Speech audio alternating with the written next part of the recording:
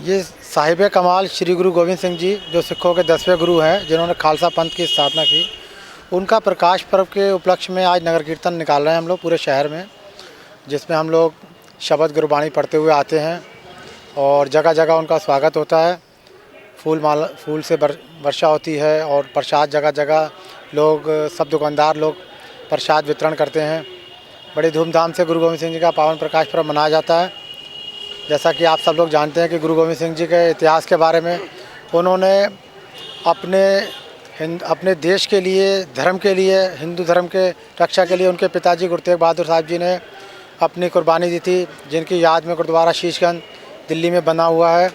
और जब उनके पुत्रों का जब युद्ध हुआ, दो बड़े पुत्र जो थे चमकौर के युद्ध में शहीद हुए, और जो दो छोटे साहिबजादे थे जो क्या नाम, उन्हें बंदी बना लिया गया था, लेकिन उन्होंने इस्लाम कबूल नहीं किया।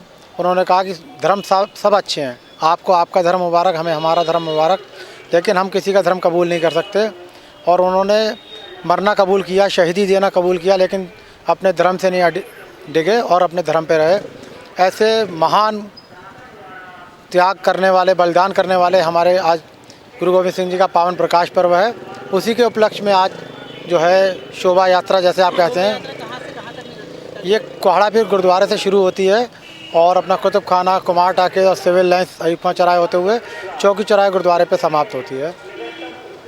हमारे गुरु गोविंद सिंह जी साहब जो गुरु तेग बहादुर साहब जी के बेटे हैं, और जब हिंदुओं पे अत्याचार हुआ औरंगजेब का, तो सब हमारे गुरु तेग बहादुर जी के साहब आए पास कि हमारे धर्म को बचाइए।